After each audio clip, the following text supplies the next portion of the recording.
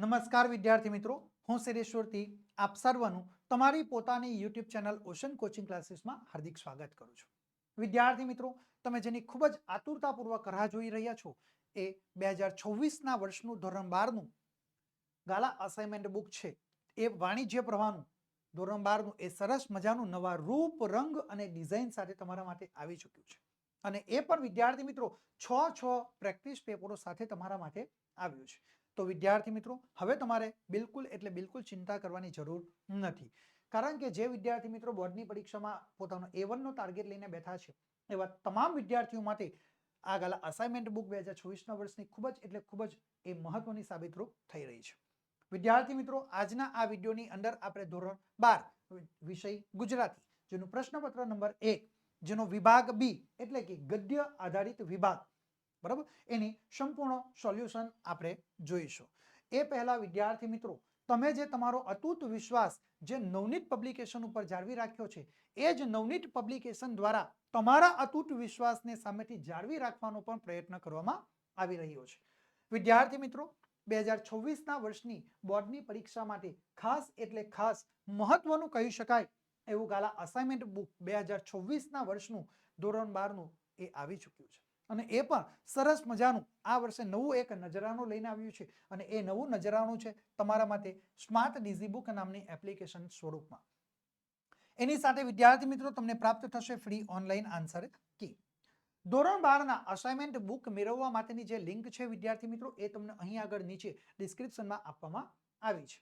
અથવા તમે સ્ક્રીન ઉપર જે દર્શાવેલ જે વેબસાઇટ છે www.navneetstore.com ના માધ્યમ દ્વારા પણ વિદ્યાર્થી મિત્રો તમે મંગાવી શકો છો.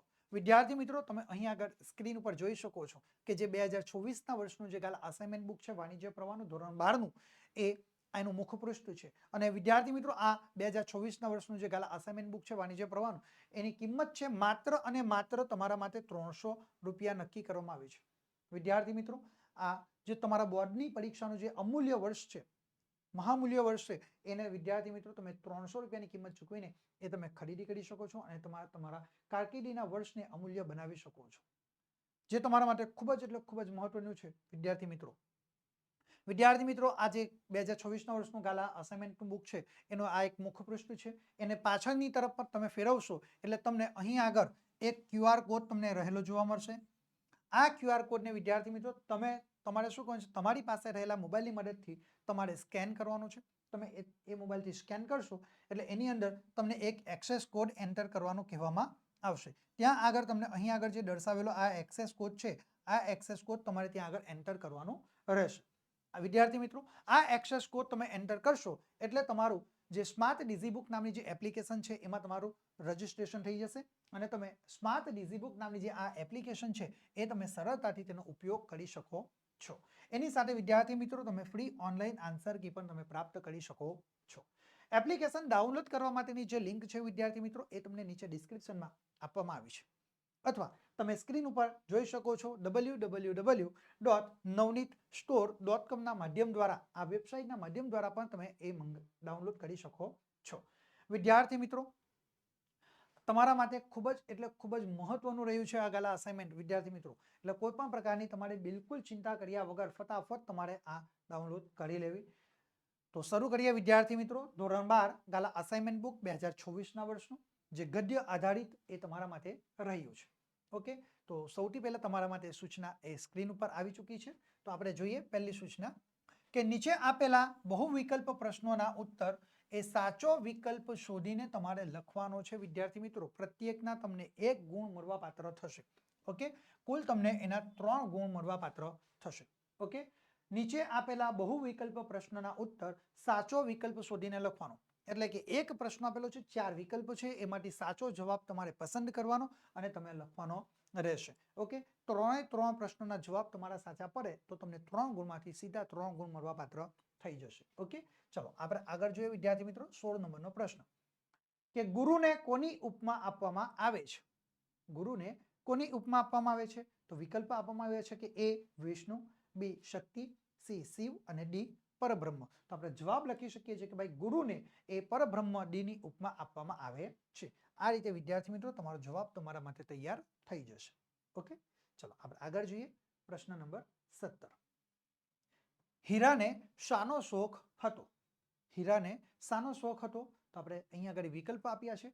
એ કપડાનો, બી ઘરેણાનો, સી રાષ્ટ્રપ્રેમનો અને ડી ખાવાનો. તો આપણે જવાબ લખી શકીએ કે હીરાને એ ઘરેણાનો બેહદ શોખ હતો. તો જવાબ આવશે બી ઘરેણાનો. ઓકે, આ રીતે વિદ્યાર્થી મિત્રો આપણે સાચા જવાબ લખીને પૂરેપૂરા ગુણ મેળવી શકીએ છીએ.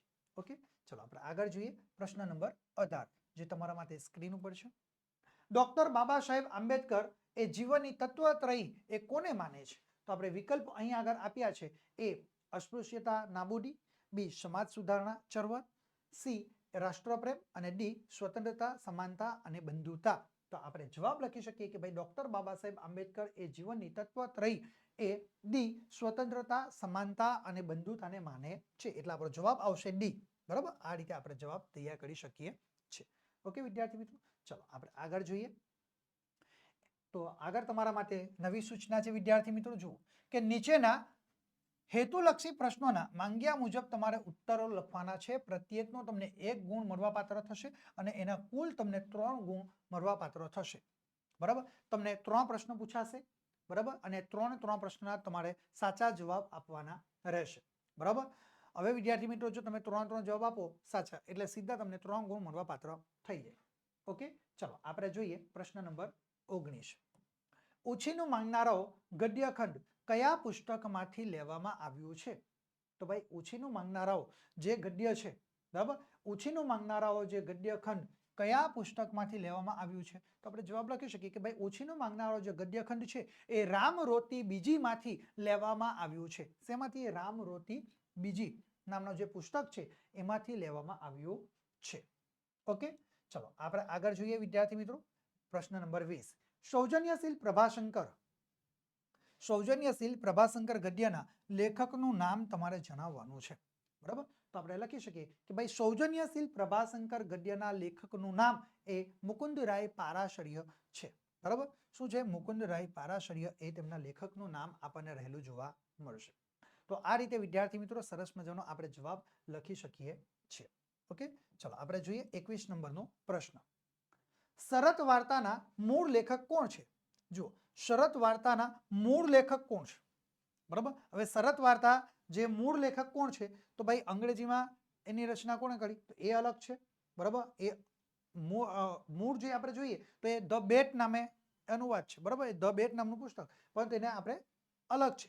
અને અહીંયા આગળ વાત પ્રશ્ન અલગ છે કે ભાઈ શરત વાર્તાના મૂળ લેખક કોણ છે? તો આપણે જવાબ લખી શકીએ કે ભાઈ શરત વાર્તાના મૂળ લેખક એ એન્ટોવ ચેખોવ એ આપણને રહેલા જોવા મળશે. બરાબર, રશિયન વાર્તાકાર એન્ટોવ ચેખોવ. ઓકે, એ તેના અહીંયા આગળ લેખક આપણને રહેલા જોવા મળશે. ઓકે, ચલો આ રીતે વિદ્યાર્થી મિત્રો આપણે સરસ મજાના 3 જવાબ તૈયાર કરી શકીએ છીએ. આગળ જોઈએ વિદ્યાર્થી મિત્રો. આગળની સૂચના એ તમારા માટે સ્ક્રીન ઉપર છે. સૂચના જુઓ કે નીચેના પ્રશ્નોના એક વાક્યમાં તમારે ઉત્તર લખવાના છે. શું? નીચેના પ્રશ્નોના તમારે એક વાક્યમાં ઉત્તર લખવાના છે અને પ્રત્યેકનો તમને 1 ગુણ મળવાપાત્ર થશે. 4 પ્રશ્નો આપેલા હશે. 4 પ્રશ્નોના તમારે કમ્પલસરી જવાબ લખવાના છે. જો તમે સાચા જવાબ પડશે તો તમને સીધા 4 ગુણમાંથી 4 ગુણ તમે મેળવી શકો છો. ઓકે, ચલો આપણે જોઈએ. પ્રત્યેકને 1 ગુણ છે અને 4 પ્રશ્નો પૂછાશે એટલે એક પ્રશ્નનો 1 ગુણ, 4 તમને પ્રશ્ન 4 માર્ક્સના પૂછાય. તો જોઈએ 22 નંબરનો પ્રશ્ન કે અમરનાથ યાત્રામાં વહી જતી શેષ નદીને લેખિકાએ કોની સાથે એ સરખાવી છે?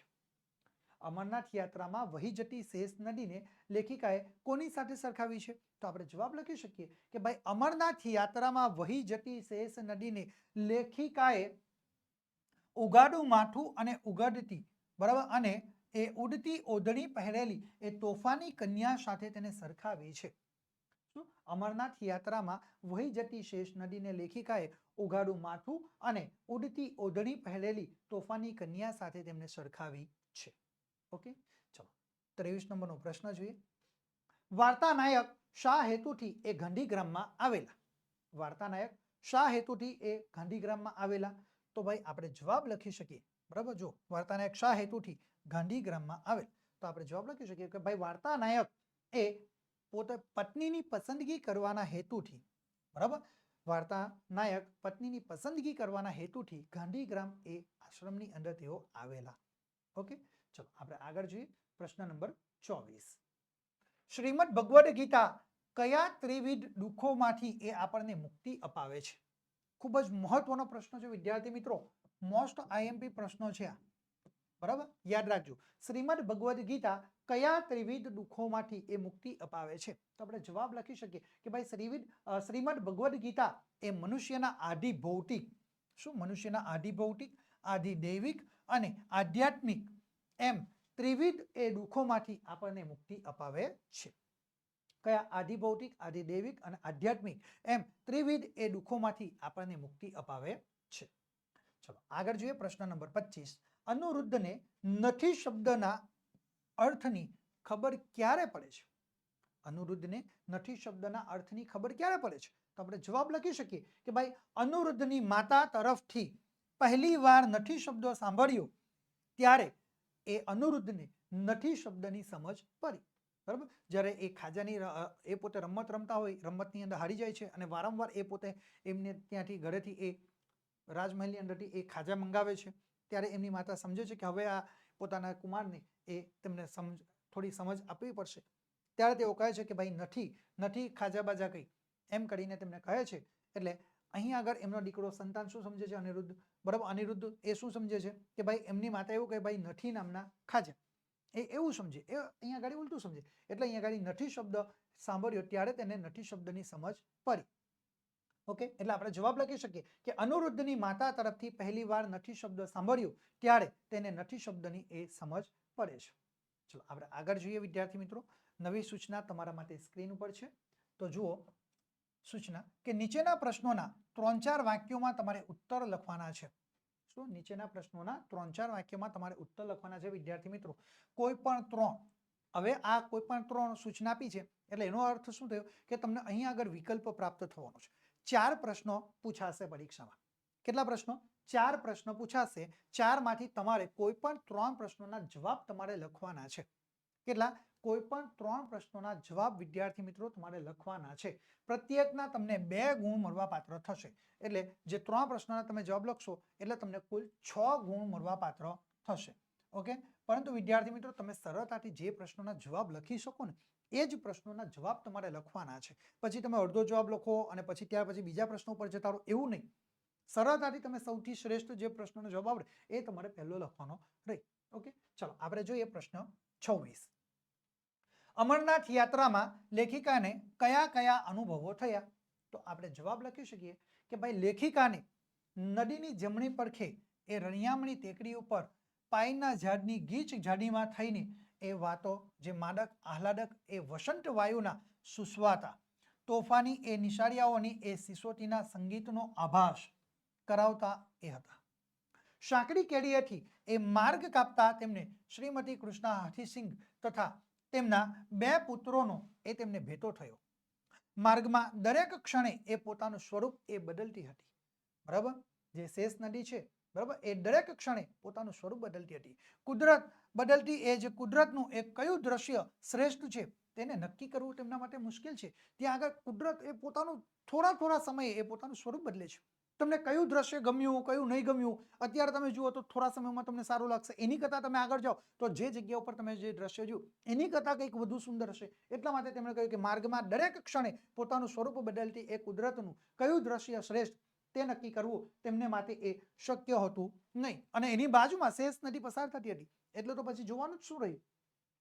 હરગનના મેદાન ઉપર તંબુઓ તાણીને એ વસવાટ ન કરી શક્યા તેનો તેમને એ વસવસો રહી ગયો. તેમને એ ઝરમર વરસતા વરસાદના એ ફોરાને કારણે હરગનના મેદાનની શોભા નિહાળવા મળી. વરસાદમાં પલળવાની મજા આવી. લેખિકાને એ અમરનાથ યાત્રામાં આવા અનેક પ્રકારના અનુભવો તેમને થયેલા જોવા મળે છે. તેમને આવા અનેક પ્રકારના લેખિકાને અનુભવો થયા છે. ચલો આગળ પ્રશ્ન જોઈએ 27 નંબર. ગોરમેજી પરિષદના ભાષણ પછી ડોક્ટર આંબેડકર વિશે કેવો ખ્યાલ એ ઊભો થયો? તો આપણે જવાબ લખી શકીએ છીએ કે ભાઈ ગોરમેજી પરિષદના ભાષણ પછી પરિષદમાં ઉપસ્થિત સૌને એ આંચકો લાગ્યો. શું? ગોરમેજી પરિષદના ભાષણ પછી પરિષદમાં સૌ કોઈને એ આંચકો લાગ્યો. કારણ કે ભારતીય પ્રતિનિધિઓમાં એ ખળભળાટ મચી ગયો. એ યુવાનની સાચી નિંદર અને નિર્ભય અને વિવેકપૂર્ણ સ્પષ્ટ વાણીએ સમગ્ર પરિષદ ઉપર એક ઘેરી અસર કરી હતી. કેવી અસર ઊભી કરે છે? સમગ્ર પરિષદની ઉપર એ ઘેરી એક અસર એ તેમણે ઊભી કરી. ડોક્ટર બાબા સાહેબ આંબેડકરને ભણવા એ શિષ્યવૃત્તિ આપનાર સયાજીરાવને બધા પ્રયત્નો અને પૈસા જાણે કે ત્યાં આગળ સાર્થક થતા તેમને લાગ્યા. આ રીતે અહીં આગળ આપણે સરસ મજાનો જવાબ તૈયાર કરી શકીએ છીએ. ઓકે, ચલો આપણે આગળ જોઈએ વિદ્યાર્થી મિત્રો. પ્રશ્ન નંબર 28. વિદ્યાર્થી મિત્રો, આ પ્રશ્ન પણ તમારા માટે ખૂબ જ એટલે ખૂબ જ અગત્યનો છે, મહત્વનો છે, મોસ્ટ આઈએમપી પ્રશ્નો છે વિદ્યાર્થી મિત્રો, યાદ રાખજો. માર્ગ અકસ્માત નિવારવા કયા કયા ચેતવણી દર્શક સંકેતોનો ઉપયોગ કરવામાં આવે છે, અથવા તો કયા કયા સંકેતોનો ઉપયોગમાં કયા કયા સંકેતો એ ઉપયોગમાં લેવામાં આવે છે અથવા લેવાય છે? તો આપણે જવાબ અહીંયા આગળ લખી શકીએ છીએ. તમારે વિદ્યાર્થી મિત્રો સરસ મજાની તમારી પાસે પેન્સિલ સ્કેલ હોય એની મદદથી તમે દ્રશ્ય પણ બનાવી શકો છો. ઓકે, તો ભાઈ અહીંયા આગળ આપણે જોઈ શકીએ છીએ કે ભાઈ સ્પીડ માટેનું છે, બરાબર. અહીંયા આગળ તમે જે ટર્ન મારશો એનું છે, બમ્પનું છે, આગળ બ્રિજ છે સાંકડે, બરાબર. સાંકડો માર્ગ છે અથવા તો બ્રિજ આવે એના માટેના સિમ્બોલ તમને રહેલા જોવા મળશે. તો આપણે જવાબ લખી શકીએ છીએ કે કોઈ જાહેર જગ્યા, માર્ગ કે વિસ્તારમાં એક જ પ્રકારના અકસ્માતો એ અવારનવાર થતા હોય તો ભવિષ્યમાં તે ન બને તે માટે જરૂરી એ રોડ ફર્નિચર, જેમ કે રોડ ફર્નિચર એટલે કે રોડના આ જે સિમ્બોલો છે એ, જેમ કે traffic sign board, road marking, ગતિ નિયંત્રક એ પગલા એટલે કે સ્પીડ બ્રેકર, બરાબર. રાત્રે સ્પષ્ટ જોઈ શકાય તેવા ચરકતા એ રોડ સ્ટન્ટ, બરાબર. એટલે કે તમે કેટલીક વાર રસ્તા ઉપરથી, હાઈવે ઉપરથી રાત્રિના સમયે પસાર થાવ તો તમને ત્યાં આગળ જે રોડ સ્ટન્ટ એ લગાવેલા હોય એ જે તમને લાઇટ તમારી ઉપર પડશે એની ઉપર એટલે તમને સાઇનિંગ આપશે, જેનાથી તમને ખ્યાલ આવશે કે આ જગ્યા ઉપર આપણો માર્ગ છે, બરાબર. તો એ લગાવીને માર્ગ સલામતી જાળવવાની એક કામગીરી કરવામાં આવે છે. અકસ્માતો નિવારવાના એ લાંબા ગાળાના એ ઉપાય તરીકે ઓવરબ્રિજ કે અંડરબ્રિજ બનાવવા, માર્ગ પહોળા કરવા કે ટ્રાફિકને અન્ય રસ્તા ઉપરથી લઈ જવા જેવા અલગ અલગ પ્રકારના પગલાઓ આપણે લેવામાં આવે છે. આ રીતે વિદ્યાર્થી મિત્રો આપણે સરસ મજાનો જવાબ આપણે દર્શાવી શકીએ છીએ અને પરીક્ષાની અંદર પૂરેપૂરા ગુણ મેળવી શકીએ છીએ. ઓકે, ચલો આપણે આગળ જોઈએ. આગળ પ્રશ્ન નંબર છે 29. વસુધામાં કેળવણી પામેલ યુવાનોએ કેવા કેવા કાર્યો કરવાના હોય છે? તો આપણે જવાબ લખી શકીએ કે ભાઈ વસુધામાં કેળવણી પામેલ યુવાનોએ પોતાના ગામના લોકોને એ વ્યસન અને વહેમ મુક્ત કરવાના હોય. સૌથી પહેલું વ્યસન મુક્ત અને વહેમ મુક્ત કરવાના હોય. તેમને સહિષ્ણુ અને સંસ્કારી બનાવવાના છે. તેમના અજ્ઞાન અને આળસ તેમને દૂર કરવાના છે. તેમણે પોતાના ગામને એ સ્વાવલંબી બનાવવાના છે. પોતે જ પોતાની જાતે એના ઉપર નિર્ભર રહેવાનું છે, અન્ય કોઈની ઉપર નિર્ભર રહેવાનું નથી. જે કંઈ જરૂરિયાત હોય એ આપણે આપણા ગામમાં જ એ ઊભી કરવાની છે. ગામ પોતાની જરૂરી ચીજો પોતે જ એ ઉત્પન્ન કરી શકે એ રીતે તેમને કેળવવાના છે. જીવવા માટે ઓછામાં ઓછી જરૂરિયાતથી ચલાવતા એ શીખવાનું છે. આ રીતે તેમને કેળવીને એ ભારત દેશના ભાંગી ગયેલા ગામડાઓને ફરી એ પાછા બેઠા થાય એમાં પોતાનું યોગદાન આપવાનું છે. શું કરવાનું છે? ભારત દેશના ભાંગી ગયેલા જે ગામડા છે એ ભારત દેશના ભાંગી ગયેલા ગામડાઓને તેમણે ફરી પાછું ત્યાં આગળ શું કરવાનું છે એ થાય એમાં પોતાનું ભાંગી ગયેલા ગામડાને ફરી બેઠા થાય તે એના માટે પોતાનું યોગદાન તેમણે આપવાનું છે. આ રીતે વિદ્યાર્થી મિત્રો આપણે સરસ મજાનો જવાબ ત્યાં આગળ તૈયાર કરી શકીએ છીએ. ઓકે, ચલો આપણે આગળ જોઈએ વિદ્યાર્થી મિત્રો. આગળ નવી સૂચના તમારા માટે સ્ક્રીન ઉપર છે. તો આપણે જોઈએ કે નીચેના પ્રશ્નોનો સવિસ્તાર તમારે ઉત્તર લખવાના છે. હવે વિદ્યાર્થી મિત્રો અહીં આગળ તમને બે પ્રશ્નો પૂછાશે. એકના અથવામાં એક એટલે કે 30 નંબરના અથવામાં 30 નંબરનો એક પ્રશ્ન પૂછાશે. ઓકે, એક પ્રશ્નનો તમને 4 ગુણ મળવા પાત્ર થશે. બે પ્રશ્નો છે જેમાંથી તમે સરળતાથી જે જવાબ આવડે એ તમારે લખવાનો. ઓકે, તો જો તમને અહીંયા 30 નંબરનો પ્રશ્ન આપ્યો છે કે યુધિષ્ઠિર યુદ્ધ વિષાદ ગદ્યમાં યુધિષ્ઠિરનો વિષાદ તમારે આ લખવાનો. જો તમે આ પ્રશ્નનો જવાબ લખી શકો તો આ લખવાનો, આ નહીં લખી શકો તો એના અથવામાં તમને બીજો પ્રશ્ન પૂછાશે. ઓકે, બીજો પ્રશ્ન આપેલો હોય એ બીજા પ્રશ્નનો જવાબ તમારે લખવાનો. ઓકે, ચલો આપણે આગળ જોઈએ. તો ભાઈ યુદ્ધ પૂરું થયા પછી યુધિષ્ઠિરને એ વિષાદ થાય છે, એને પોતાના અંતરાત્મામાં દુઃખ થાય છે. કારણ કે એ યુધિષ્ઠિર માને છે કે આજે જે બધું બન્યું છે તેના વાંકે જ એ બન્યું છે. યુધિષ્ઠિરના કારણે જ આ બધું વાતાવરણ સર્જાયું છે, બરાબર. તેમના સૌના પરાક્રમને કારણે રાજમુગટને એ કલંક લાગ્યું છે. આ લોહિયાર હાથે પોતાના જ પિતરાઈ ભાઈઓ એ મરાયા છે. હજારો સ્ત્રીઓએ પોતાના વહાલા પુત્ર, ભાઈ અને પતિને ગુમાવ્યા છે. એમના વિયોગમાં ઝૂરતી સ્ત્રીઓનું રુદન તેમના અંતરને જાણે કે ચીરી નાખે છે. યુધિષ્ઠિરને એ દુર્યોધનના ઘમંડ અને તેના દુશાસનની એ નિર્લજ એ નિર્દયતા સામે લડવાને બદલે એમના શરીર સાથે તેઓ લડી બેઠાનો એ ઘેરો વિષાદ છે. એનું ઘણું ભયંકર તેમને દુઃખ થાય છે. યુદ્ધમાં ગુરુ દ્રોણ, ભીષ્મ પિતામહ, ધૃષ્ટદ્યુમન, બરાબર, દ્રૌપદીના 5 પુત્રો એ ગુમાવ્યા. આ તો લોહિયાર એ વિજય કહેવાય. આ વિજય કેવો છે? આ લોહિયાર વિજય છે. તેને આ વિજય એ પરાજય કરતા પણ એ આંકડો લાગે છે અને અંતરમાં એ સતત એને પરિતાપ એને એ કોળી ખાય છે. એના પર નારદ, વ્યાસ કે શ્રી કૃષ્ણના એ શબ્દોની કોઈ પણ પ્રકારની અસર થતી નથી. તેને હવે એ જીવવા માટે કોઈ જ આસાર પણ રહી હતી નહીં.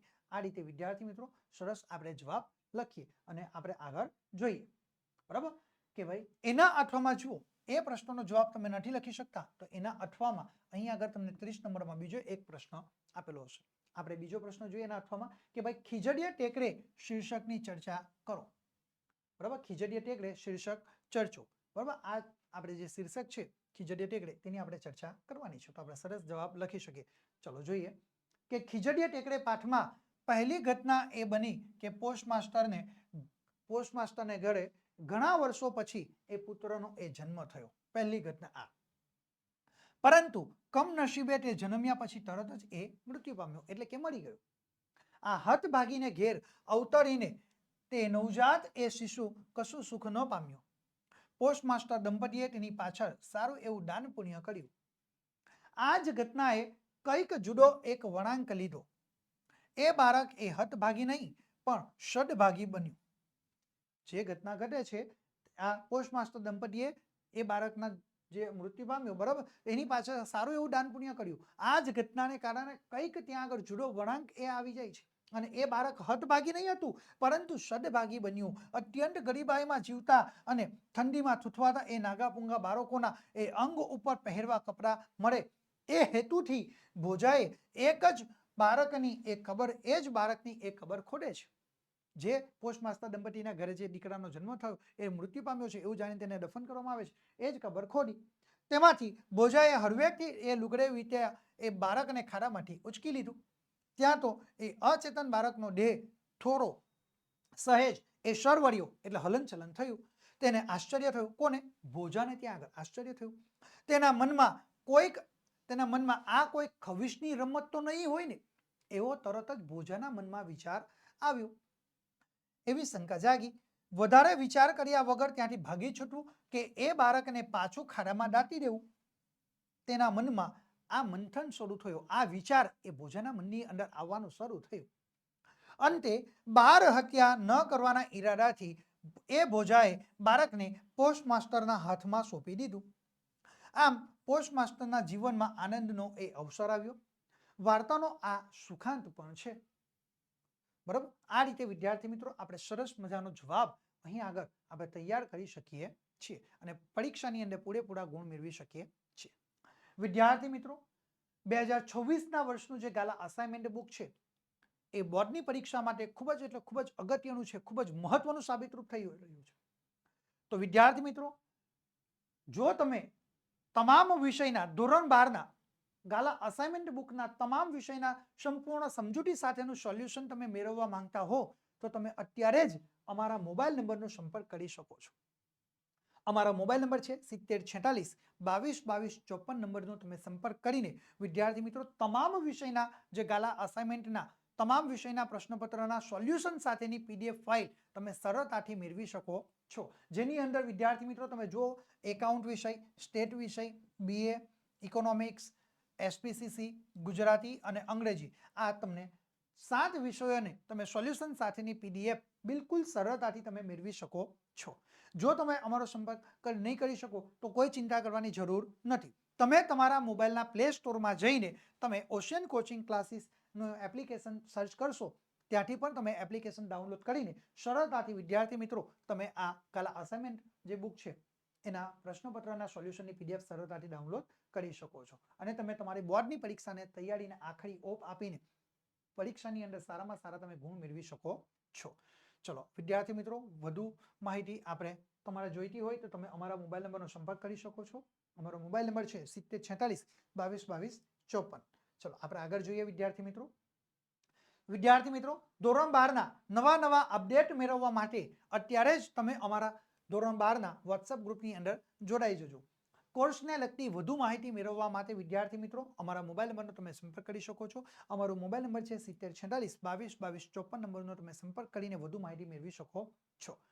વિદ્યાર્થી મિત્રો, આજના આ વિડીયોની અંદર આપણે ધોરણ 12 વિષય ગુજરાતી જેનું પ્રશ્નપત્ર નંબર 1 જેનું વિભાગ બી નું સંપૂર્ણ અને સચોટ સોલ્યુશન આપણે મેળવી ચૂક્યા છે. આપણે આગળ ફરી પાછા એક નવા વિડીયો સાથે મળીશું વિદ્યાર્થી મિત્રો. ત્યાં સુધી હું તમારી રજા લઉં છું. થેન્ક યુ વિદ્યાર્થી મિત્રો.